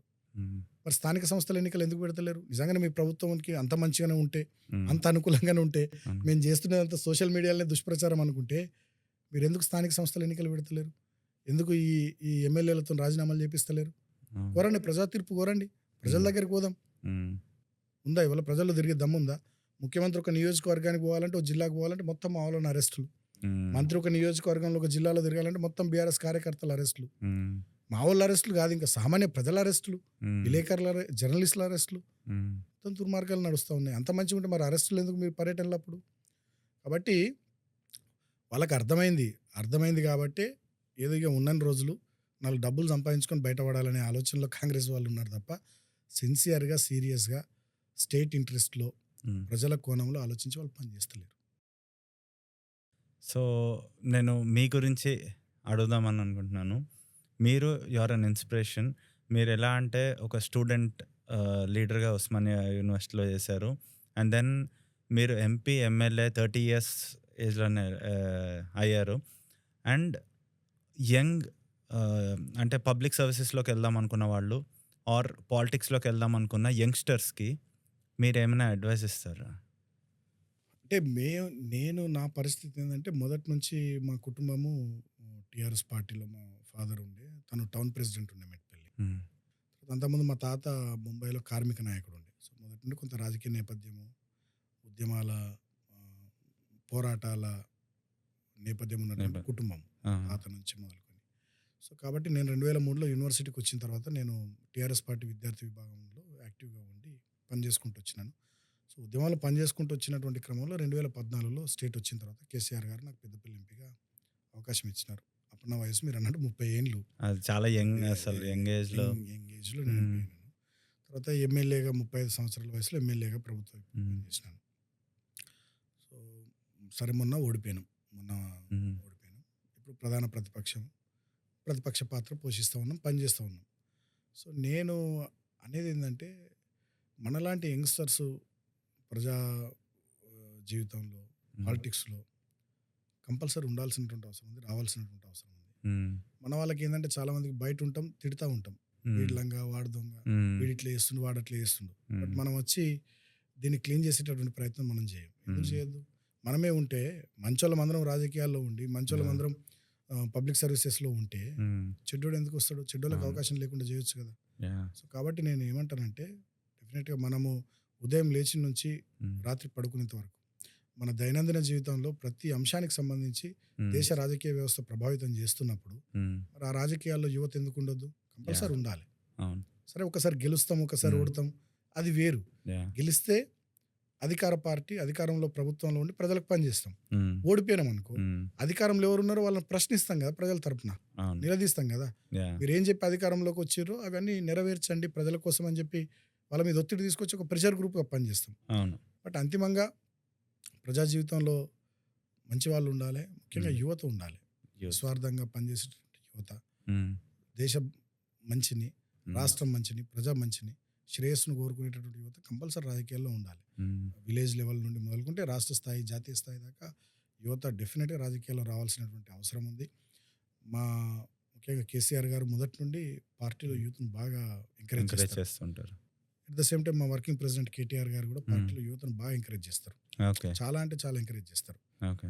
సో ఇప్పుడు మేమందరం అట్లనే అవును. చా హ్మ్. కేసీఆర్ గారు, కేటీఆర్ గారు ఎంకరేజ్ చేస్తేనే మేము ఈడి దాకా వచ్చినాం. అవును. సో యువత డెఫినెట్‌గా పాలిటిక్స్‌లోకి రావాలి. అండ్ టెక్నాలజీ వైస్ కూడా యూత్ ఉంటే కూడా ఒక సైడ్ దే నో లైక్ కొంచెం అడ్వాన్స్డ్‌గా ఇప్పుడు కరెంట్ టెక్నాలజీ, కరెంట్ ట్రెండ్స్ అన్ని వాళ్ళకి తెలుస్తూ ఉంటాయి. As long as like if they have a very nice intention అది చాలా పాజిటివ్ స్టేట్ మీద ఆర్ కంట్రీ మీద చాలా పాజిటివ్ ఇంపాక్ట్ ఉంటుంది. If youth also starts participating in జనరల్‌గా యూత్ ఎందుకు రావాలి పాలిటిక్స్‌లో అనంటే నేను బలంగా నమ్మేది యూత్ అంటే మనోళ్ళంతా రెబెల్‌గా ఉంటారు. హ్మ్. ప్రశ్నించే తత్వం ఉంటది. యాహ్! ప్రశ్నిస్తేనే మంచి జరుగుద్ది కదా. అవును. అంతే కదా. కాబట్టి యాహ్! ఆ ప్రశ్నించే తత్వం ఉన్నటువంటి యువత అంతా కూడా పాలిటిక్స్‌లోకి వస్తే హ్మ్. డెఫినెట్‌గా ప్రజలకు మంచి జరుగుద్ది వీళ్ళ ద్వారా. యాహ్! కాబట్టి యువత రావాలి, రాజకీయాల్లో ఉండాలి. హ్మ్. మా పార్టీ అయితే ముఖ్యంగా కేసీఆర్ గారు, కేటీఆర్ గారు యువతను బాగా బాగా ప్రోత్సహిస్తున్నారు. ఎంకరేజ్ చేస్తారు. బాగా ఎంకరేజ్ యాహ్! చేస్తున్నారు. Hmm. It's a good sign. That's very nice.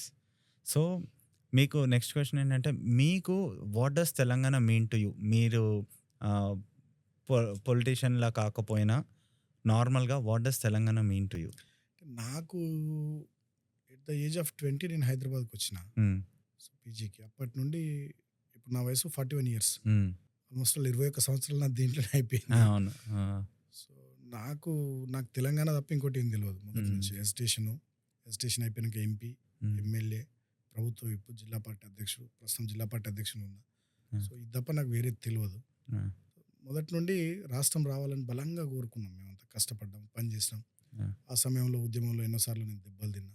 హ్మ్. చాలా సార్లు జైళ్ళల్లో ఉన్నా. మోర్ దెన్ 220 కేసెస్ ఉండే నా మీద. ఆ! అట్లా కష్టపడ్డాం. ఓకే. బట్ ఇక ఎమోషనల్‌గా తెలంగాణ ఎజిటేషన్‌తోని, తెలంగాణ హ్మ్. రాష్ట్రంతోని కనెక్ట్ అయిపోయి ఉన్నాం. హ్మ్. పర్సనల్‌గా కూడా పూర్తి స్థాయిలో ఇది తప్ప వేరే లోకం, వేరే ప్రపంచం మనకేం తెలవదు. ఎందుకంటే తెలీదు. ఆ! మొత్తం నా యంగ్ ఏజ్ హ్మ్. మొత్తం దీంట్లోనే గడిచిపోయింది. అవును. 20 నుంచి 20 41 నుంచి వరకు 40 అవును. సో, ఆ! కంప్లీట్‌గా దీంట్లోనే ఉన్నా. హ్మ్. సో, మాకు ఇది తప్ప వేరే లోకం లేదు, వేరే ప్రపంచం లేదు. ఆ! మళ్ళీ డెఫినెట్‌గా తెలంగాణ అంటే ఆనాడు రాష్ట్రం వచ్చినప్పుడు దత్తు గారు ఒకటి చెప్పాలంటే మేమేదో ఎమ్మెల్యేలం, ఎంపీలం అయితాం అనుకుని ఆనాడు ఉద్యమంలో పని చేయలే. పని చేసుకుంటూ పోయిన క్రమంలో అవకాశాలొచ్చినాయి. అవకాశం వచ్చింది. ఆ! కేసీఆర్ గారు అవకాశం ఇచ్చిర్రు. హ్మ్. ప్రజలు ఆశీర్వదించిర్రు. సో, అవును. అట్లా ఎమ్మెల్యేలం, ఎంపీలమైనాం. హ్మ్. ఏదో అయితామని కాదు. హ్మ్. సో, అయినంతలో మనం పని చేసినాం, హ్మ్. అభివృద్ధి చేసినాం, కష్టపడ్డాం, పని చేసినాం. సో, ఇప్పుడు కూడా ఏందంటే ప్రజల పక్షాన ఈ హ్మ్. ప్రభుత్వాన్ని నిలదీస్తూ యాహ్! ప్రజల గొంతుకగా ప్రజల కోసం పని చేసుకుంటూ హ్మ్. ముందుకు పోతాం. తెలంగాణకు సంబంధించి రాష్ట్రం బాగుండాలి, ప్రజలు బాగుండాలని బలంగా కోరుకునే వ్యక్తులం మేమంతా. హ్మ్. బీఆర్ఎస్ పార్టీ, కేసీఆర్ గారి టీం అంటే యాహ్! తెలంగాణ మంచిగా ఉండాలి, ఆ! ప్రజలు బాగుండాలి, హ్మ్. మంచి జరగాలని కోరుకునే టీం ఇది. అవును. సో, రాబోయే రోజుల్లో కూడా అట్లనే పనిచేస్తాం. Okay. So, new Jersey, New York వేదికగా మీరు ఇండియాలో ఉండే యంగ్ వోటర్స్‌కి మీరేమైనా మెసేజ్ ఇద్దామనుకుంటున్నారా? అంటే దత్ గారు నాకొకటి అర్థమైంది ఏంటంటే హ్మ్. యంగ్‌స్టర్స్ ఎవరమైతే ఉంటామో మనము వివిధ పార్టీలు, హ్మ్. వివిధ వ్యక్తులు, వివిధ నాయకులు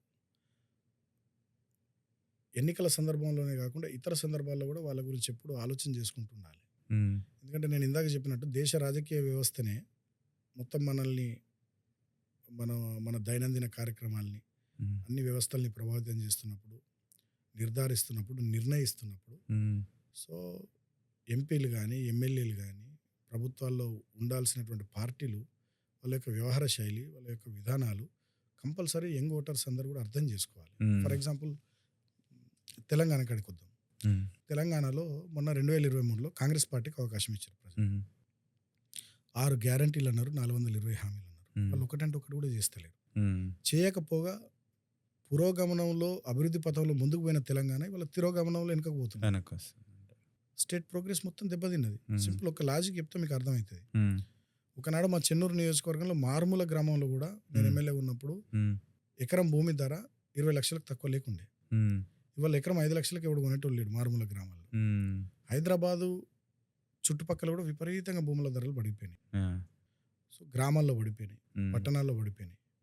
అంటే ఈ కాంగ్రెస్ ప్రభుత్వం రేవంత్ రెడ్డి ముఖ్యమంత్రి వచ్చిన తర్వాత ఈ సంవత్సరన్నర కాలంలో తెలంగాణలో ఎంత భూ సంపద ఆవిరైపోయింది. మనం స్టాక్ ఎక్స్చేంజ్లో చూస్తాం, BSE stock exchange, Bombay stock exchange, national stock ఎక్స్చేంజ్లో మధుపర్ల సంపద ఆవిరైపోయింది మనం చదువుతుంటా చూస్తుంటాం కదా స్టాక్ ఎక్స్చేంజ్లో. తెలంగాణలో కేసీఆర్ గారు ముఖ్యమంత్రి ఉన్నప్పుడు తెలంగాణ ప్రజల యొక్క భూమి సంపద విలువ ఎన్ని లక్షల కోట్లు. ఇవాళ రేవంత్ రెడ్డి ముఖ్యమంత్రి అయిన తర్వాత అది ఎన్ని లక్షల కోట్ల నుంచి ఎక్కడికి పడిపోయింది. అంటే ఒక్క నిర్ణయము. ఎందుకంటే నా ఫ్రెండ్స్ కూడా నిన్న మొన్న ఇక్కడ చాలా మంది చెప్తున్నారు మా ఏరియాలో భూముల రేట్లు పడిపోయినాయి, ఇన్వెస్ట్మెంట్ అక్కడే చేస్తారు చాలా మంది ఇన్వెస్ట్ చేస్తారు. వాళ్ళు చెప్తుంటే మనం ఆలోచిస్తుంటే అంటే ఒక్క ముఖ్యమంత్రి రేవంత్ రెడ్డి అనేటటువంటి వ్యక్తి ఆయన అనాలోచిత నిర్ణయాలు, హైడ్రా లాంటి చెత్త నిర్ణయాలు, తర్వాత మొత్తం రియల్టర్లను బెదిరియడాలు, లా అండ్ ఆర్డర్ చక్కగా మెయింటైన్ చేయకపోవడం, ప్రభుత్వం యొక్క ప్రాధాన్యాలు చక్కగా నిర్ణయించుకోక కేవలం అవినీతి ధ్యేయంగా వాళ్ళు బ్రతకడం, ఈ వీటన్నిటి ఫలితంగా ఇవాళ తెలంగాణ రాష్ట్రంలో ఒక దారుణమైనటువంటి పరిస్థితి వచ్చేసి భూముల ధరలు మొత్తం పడిపోయినాయి. అంటే ఎన్ని లక్షల కోట్ల ప్రజల సంపద ఆవిరైపోయింది. సో అదే కేసీఆర్ గారు ఇవాళ ముఖ్యమంత్రి ఉండుంటే భూముల రేట్లు పడిపోవునా? ఇన్ని లక్షల కోట్ల భూ సంపద ఆవిరైపోతుండేనా? తెలంగాణ స్టేట్ ఇంకెంత ప్రోగ్రెస్ అవుతుండే? ఇవాళ ఎన్ని ఇన్వెస్ట్మెంట్స్ వచ్చినాయి తెలంగాణలో ఈ సంవత్సరాల కాలంలో? ఏమన్నా వచ్చినాయా? ఒకటన్నా వాళ్ళు పోయి అక్కడ వస్తున్నాయి ఇక్కడ వస్తున్నాయి అని చెప్పి ప్రకటించుకుంటున్నారు. ఒకటన్నా మెటీరియలైజ్ అయిందా? ఏమొచ్చినాయి? కేసీఆర్ గారికి హయాంలో ఎట్లుండే? ప్రతి జిల్లాలో medical college, nursing college, medical ఇన్ఫ్రాలో కానీ ఎడ్యుకేషన్ రంగంలో అద్భుతంగా 1024 గురుకులాలు. ఒకప్పుడు నేను కూడా ఒక గురుకులంలో చదువుకున్నాను. అప్పుడు సంవత్సరానికి మా మీద 20,000 ఖర్చు పెడితే ఎక్కువ. కేసీఆర్ గారు వచ్చిన తర్వాత వారి ప్రభుత్వంలో సంవత్సరానికి 1,20,000 ఖర్చు పెట్టినాం ఒక్కొక్క విద్యార్థి మీద. అబ్రాడ్లో చదువుకున్న పిల్లలకు ఓవర్సీస్ స్కాలర్షిప్లు. ఇప్పుడు ఇస్తలే ఓవర్సీస్ స్కాలర్షిప్ ఈ ప్రభుత్వం. నిన్న మొన్న నాకు చాలా మంది చెప్తా ఉన్నారు, మేము అప్పుడు కేసీఆర్ ప్రభుత్వంలో ఉన్నప్పుడు ఇటు వచ్చినాము, మా స్కాలర్షిప్ ఇప్పుడు ప్రభుత్వం కడతలేదని చెప్పి. సో ఇట్లా చాలా స్కీమ్లు ఎత్తేసినారు. తర్వాత వీళ్ళ అనాలోచిత నిర్ణయాల వల్ల భూముల ధరలు పడిపోయినాయి. కొత్త ఇన్వెస్ట్మెంట్స్ వస్తలేవు, కొత్త ప్రోగ్రాం లేదు, రాష్ట్రం యొక్క పరువు గంగలు కలిసినట్టు అయిపోయింది. సో ఇటువంటి పరిస్థితుల్లో నేను ఈ విషయాలన్నీ ఎందుకు చెప్తున్నానంటే మొన్న ఓట్లేసే క్రమంలోనే ప్రజలు ముఖ్యంగా యంగ్ ఓటర్స్ ఆలోచించి కేసీఆర్ గారు ఏంది, రేవంత్ రెడ్డి ఏంది, బీఆర్ఎస్ ఏంది, కాంగ్రెస్ ఏంది అని ఆలోచన చేసుకొని ఉంటే మొన్న మాకే అవకాశం అట్లనే కంటిన్యూ చేస్తుంటే వాళ్ళు ఈ పరిస్థితి ఉండకపోవు కదా. అట్లనే పార్లమెంట్ ఎన్నికల కాడికి వచ్చేసరికి భారతీయ జనతా పార్టీకి 8 ఎంపీ సీట్లు ఇచ్చారు. దాంట్లో నుండి 2 కేంద్ర మంత్రులు అయినారు. ఇప్పుడు మొన్న 2 కేంద్ర ప్రభుత్వం ప్రవేశపెట్టిన బడ్జెట్లలో తెలంగాణకు ₹1 రాలే. ఏపీ రీఆర్గనైజేషన్ యాక్ట్ ప్రకారం మనకు బయ్యారం లుక్కు కర్మాగారం పెట్టలేరు. తర్వాత కాజీపేటలో రైల్వే కోచ్ ఫ్యాక్టరీ పెడతలేరు. తర్వాత ప్రతి ఒక్క జిల్లాలో నవోదయ విద్యాలయ, కేంద్రీయ విద్యాలయాలు ఇవ్వాలని మేము ఎంపీలు ఉన్నప్పటి నుంచి కొట్లాడుతున్నాం, చేస్తలేరు. హైదరాబాద్ చుట్టూ ITIR information technology investment region రద్దు చేసి పారేశారు. దాన్ని పునరుద్ధరించాలని మాట్లాడుతున్నాం, మేము ఎంపీలు ఉన్నప్పటి నుంచి మాట్లాడుతున్నాం, అది చేస్తలేరు. కొత్తగా ఏం చేస్తలేరు. మరి అటువంటి భారతీయ జనతా పార్టీకి 8 మంది ఎంపీలను 2 కేంద్ర మంత్రులు ఎందుకు ఇచ్చినట్టు తెలంగాణ నుంచి? కాంగ్రెస్ పార్టీకి మొన్న ఓట్లేసే అవకాశం ఇస్తే ఈ సంవత్సరాల కాలంలో వాళ్ళు ఏం చేస్తున్నట్టు? సో కాబట్టి నేను అనేది ఏంటంటే యంగ్ ఓటర్స్ని కూడా నేను కోరేది, రిక్వెస్ట్ చేసేది ఏంటంటే ఈ సందర్భంలో మనం ఏ పార్టీకి ఓటేస్తున్నాం, ఏ పార్టీకి ఓట్లు వేపిస్తున్నాం, ఏ నాయకుడు ఏంది, ఏ పార్టీ విధానం ఏంది, ఎవరి అనుభవం ఏంది, ఎవరి వ్యక్తిత్వం ఏంది, ఎవరికి ఈ ప్రాంతం పట్ల, ఈ రాష్ట్రం పట్ల, ఈ దేశం పట్ల ప్రేమ ఉంటుంది, ఎవరు వాళ్ళ కోసం స్వార్థంగా బతుకుతారు, ఎవరు నిస్వార్థంగా ప్రజల కోసం పనిచేస్తారు, ఎవరి చరిత్ర ఏందనేది డెఫినెట్గా బేరీజ్ వేసుకోవాలి. ముఖ్యంగా యంగ్ ఓటర్స్ మీదనే బాధ్యత ఉంటుంది. ఇప్పుడు ఒక Yes. కుటుంబ పెద్ద ఎట్లయితే ఆ కుటుంబంలో పిల్లల్ని, పెద్దల్ని అందరిని సమన్వయం చేసుకొని ఎట్లయితే ఆ కుటుంబాన్ని కాపాడుకునే ప్రయత్నం చేస్తాడో అవును. యంగ్ ఓటర్స్ కూడా యంగ్స్టర్స్ కూడా మనమంతా చుట్టూ సమాజంలో జరుగుతున్నటువంటి పరిణామాలు, వస్తున్నటువంటి మార్పులు, వివిధ పార్టీల యొక్క ఆలోచన విధానాలు, వాళ్ళ పద్ధతులు వాటన్నిటి ఎప్పటికప్పుడు అబ్జర్వ్ చేస్తూ ఎన్నికల సమయంలో సరైన నిర్ణయం తీసుకోవాలి. ఓకే. ఇప్పుడు అంబేద్కర్ గారు భారతదేశానికి అద్భుతమైన రాజ్యాంగం ఇచ్చిండ్రు. అవును. వారు ఇచ్చినటువంటి రాజ్యాంగం ఫలితంగా అంబేద్కర్ గారు ప్రతి ఒక్కరికి ఒకటే ఓటు హక్కు ఇచ్చిండు. అవును. లక్షల కోట్లున్న ముఖేష్ అంబానీ ఓటు విలువ గంతే, ఒకటే. ఏం లేని పేదోడి ఓటు విలువ గంతే. సేమ్ ఒకటే. సో మరి అటువంటి ఓటును ఉమ్. మనము సద్వినియోగం చేసుకోవాలంటే, అవును. అది సద్వినియోగం కాబడాలంటే ఇప్పుడు బీజేపీ లాంటి, కాంగ్రెస్ పార్టీ లాంటి వాళ్ళకి అవకాశాలు ఇస్తే వాళ్ళ తెలంగాణలో సంవత్సరంన్నరకు ఏం జరుగుతుంది? ఉమ్. ఎంత అన్యాయం అయిపోయింది, ఎంత నష్టం జరిగింది మనకు. ఉమ్. సో కాబట్టి యంగ్ ఓటర్స్ ముఖ్యంగా అటు ఇటు కాకుండా ఉమ్. కుదురుగా జాగ్రత్తగా ఆలోచన చేసుకొని ఉమ్. కంపల్సరీ వాళ్ళ కుటుంబాలను కానీ, వాళ్ళకి తెలిసిన బంధువులను కానీ, అందరిని కానీ వాళ్ళు ఇన్ఫ్లుయెన్స్ చేస్తారు. బాగా అవును. ఇన్ఫ్లుయెన్స్ చేస్తారు, వీళ్ళు కూడా ఇన్ఫ్లుయెన్స్ అవుతారు. యా. కాబట్టి కొంచెం కేర్ఫుల్గా ఆలోచించి జాగ్రత్తగా వాళ్ళు ఓటు వేయాలి, ఓటు ఓట్లు వేయాలి. వేయాలి. ఎందుకంటే ఒక్క ఓటు మనం వేస్తే యా. ఒక్కసారి ఓటు వేసినాం అయిపోయిందంటే Yeah. 5 ఏళ్ళు అనుభవించాలి. ఉమ్. ఒక్కసారి ఓటేస్తే యా. ఇండియాలో అవును. మీకు ఇక్కడ అమెరికాలో 4 సంవత్సరాలు, ఉమ్. అక్కడ 5 సంవత్సరాలు. యా. సో కాబట్టి రీకాల్ సిస్టమ్ కూడా లేదు. మనకు అవును. నచ్చినప్పుడు ముఖ్యమంత్రిని, మంత్రుల్ని, Yeah. ఎమ్మెల్యేలని, ఎంపీలని మార్చుకునే సిస్టమ్, రీకాల్ సిస్టమ్ కూడా లేదు. యా. కాబట్టి ఒకసారి ఓటేసేటప్పుడు జాగ్రత్తగా ఆలోచన చేసుకొని ఉమ్. పార్టీల ప్రాధాన్యాలు, వాళ్ళ పద్ధతులు, వాళ్ళ వ్యక్తిత్వము, ఉమ్. వాళ్ళ గత చరిత్ర వీటన్నిటిని బేరీజ్ వేసుకోవాలి. చేసుకుని. ఇదే కాంగ్రెస్ పార్టీ కదా 1956లో బలవంతంగా తెలంగాణ ఆంధ్రతో కలిపింది. ఉమ్. 369 మందిని 69లో చంపింది. ఉమ్. 2004లో కేసీఆర్తో పొత్తు పెట్టుకుని రాష్ట్రంలో, కేంద్రంలో అధికారంలోకి వచ్చి తెలంగాణను ఇవ్వకుండా మోసం చేసింది. ఉమ్. 2009లో ఉమ్. తెలంగాణ ఇస్తామని ప్రకటన చేసి కేసీఆర్ గారి ఆమరణ నిరాహార దీక్ష వల్ల ఉమ్. తర్వాత ఇవ్వకుండా మోసం చేసి 1000 మంది తెలంగాణ బిడ్డలు చనిపోవడానికి కారణమైంది ఇదే కాంగ్రెస్ పార్టీ కదా. ఉమ్. ఇదే రేవంత్ రెడ్డి ఆనాడు చంద్రబాబు నాయుడుతో ఉన్నాడు కదా. చంద్రబాబు నాయుడు Yeah. ఏజెంట్ కదా ఈ రేవంత్ రెడ్డి. ఉమ్. ఇప్పుడు ఈ రేవంత్ రెడ్డి కొట్లేస్తామా? ఉమ్. కాబట్టి మనము భారతీయ జనతా పార్టీ వాళ్ళు ఏంది, ఇదే ప్రధానమంత్రి గారు తల్లిని చంపిరు, బిడ్డను బతికిచ్చిరని మాట్లాడిండు. ఉమ్. ఆనాడు 1998లో ఒక ఓటు 2 రాష్ట్రాలని కాకినాడలో తీర్మానం చేసి 2001లో 3 చిన్న రాష్ట్రాలు ఇచ్చిన భారతీయ జనతా పార్టీ ఎన్డీఏ ప్రభుత్వం, ఉమ్. జార్ఖండ్, ఉత్తరాఖండ్, ఛత్తీస్గఢ్ ఇచ్చినటువంటి ప్రభుత్వం. ఉమ్. మరి తెలంగాణ ఇయ్యలే 2001లో. ఉమ్. సో అట్లా వాళ్ళ గత చరిత్ర, ఆ 2 పార్టీల గత చరిత్ర తెలంగాణను మోసం చేసిన చరిత్ర. ఉమ్. కాబట్టి ఆ 2 పార్టీల విషయంలో జాగ్రత్తగా ఆలోచన చేసుకోవాలి. ఉమ్. సరే మొన్న అసెంబ్లీ ఎన్నికల్లో కాంగ్రెస్కి అవకాశం ఇచ్చారు, పార్లమెంట్ ఎన్నికల్లో భారతీయ జనతా పార్టీకి అవకాశం Hmm. ఇచ్చారు. ఈ ఇద్దరికి ఈ 2 జాతీయ పార్టీలకు అవకాశం ఇవ్వడం వల్ల తెలంగాణకు వచ్చింది ఏంది? యా. సో కాబట్టి యంగ్ ఓటర్స్కి నా అప్పీల్ ఏంటంటే ఉమ్. డెఫినెట్గా ఓట్లు వేసే సమయంలో, ఉమ్. ఇతర సమయాల్లో కూడా ఎప్పటికప్పుడు పార్టీలను, ఉమ్. నాయకులను గమనించుకుంటూ ఉండాలి. ఉమ్. వాస్తవాలు ఏందనేది అర్థం చేసుకుంటూ మన చుట్టూ ఉన్నటువంటి వాళ్ళకి అర్థం చేయించుకుంటూ ఉండాలనేది నా రిక్వెస్ట్ వాళ్ళకి. ఓన్లీ 20-23% వరకు ఓట్ లాస్ట్ ఎలక్షన్స్లో young people between 29 years below ఉన్న వాళ్ళు ఓన్లీ అంతే టర్న్అవుట్ వచ్చింది. అంటే 20-23%. అంటే అంతమంది ఇంకా ఓట్ వేయలేదు. అంటే ఓటింగ్ పర్సంటేజ్ కూడా పెరగాలి. అందరూ పెరగాలి కూడా కదా. యాక్టివ్గా మనం ప్రశ్నించాలంటే, మనం మాట్లాడాలంటే, సిస్టంలో మనం మంచి జరగాలని కోరుకునే వాళ్ళము. డెఫినెట్గా ఆ మంచి ఎట్లా జరుగుద్ది? మంచి నాయకుడిని ఎన్నుకోవడం ద్వారానే, మంచి పార్టీని ఎన్నుకోవడం ద్వారానే మంచి జరుగుద్ది. కాబట్టి కంపల్సరీ ఓటింగ్లో పాల్గొనాలి. ఆ పాల్గొనే సందర్భంలో కూడా ఓటు ఎవరికి వేయాలి, ఎవరికి వేయించాలనేది ప్రాపర్గా ఆలోచించి మంచిగా నిర్ణయం తీసుకోవాలి తప్ప ఆగమాగమయ్యే అటు ఇటు ఓట్లు వేస్తే వాళ్ళ రాష్ట్రాలు, దేశాలు ఆగమయ్యేటటువంటి పరిస్థితి. True. Yeah. So thank you so much అసలు మీ టైంకి. ఇంకా మీరు మా యూఎస్ఏలో కూడా ఫుడ్ బాగుంటుంది, ఈ మధ్యన బాగా ఇంప్రూవ్ చేసాము. సో మీ అంత స్పైసీ లేకపోయినా డాలస్లో అయితే చాలా బాగుంటుంది. మీరు ఎలాగో వెళ్తున్నారు నెక్స్ట్ అక్కడ మీటింగ్కి, మంచి ఫుడ్ తినండి, అక్కడ చాయ్ బాగుంటుంది, అన్నీ తాగి. ఇన్ఫాక్ట్ డాలస్లో అసలు మొత్తం మన తెలుగు వాళ్ళే అని కూడా తెలుగు వాళ్ళే ఎక్కడ చూసినా మీరు డైరెక్ట్గా వెళ్ళి ఎవరైనా ఇండియన్ కనిపిస్తే డైరెక్ట్ తెలుగులో మాట్లాడచ్చు మీరు. చాలా మంది మన వాళ్ళు ఉన్నారు. యా.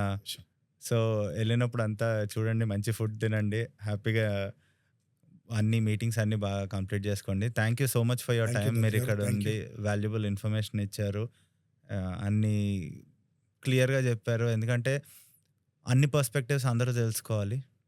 సో, దాని పక్షంలో చాలా బాగా చెప్పారు. Thank you so much for your thank time. You Dutt garu. మీ యాహ్! మ్యాప్ ట్యాక్స్ కూడా ఇది బాగా ఇంకా డెవలప్ కావాల్సినటువంటి అవసరం ఉంది. ఎందుకంటే నేను యాహ్! కూడా చూస్తున్నా, అబ్జర్వ్ చేస్తున్నా కదా! యాహ్! ఎన్ఆర్ఐస్ ఎవరైతే ఉంటున్నారో వాళ్ళు ఇక్కడికి చదువుకోవడానికి వచ్చే స్టూడెంట్స్ విషయంలో గానీ, ఇక్కడ స్థిరపడ్డ హ్మ్. ఎన్ఆర్ఐల విషయంలో గానీ, చాలా వాల్యుబుల్ ఇన్ఫర్మేషన్ ఇస్తా ఉన్నారు మీరు ఇన్‌స్టాలో దాంట్లో యాహ్! దీంట్లో థ్యాంక్ చూస్తున్నారు. You. Keep doing that. Thank you. డెఫినెట్‌గా యాహ్! మా వైపు నుంచి ఏం హెల్ప్ కావాలన్నా yeah! We will support you. Yeah! కొంచెం మీరు కూడా అట్లనే పని చేస్తూ ఉండండి, యాహ్! కష్టపడుతూ ఉండండి. I wish you all the very best. Thank you so much అండి.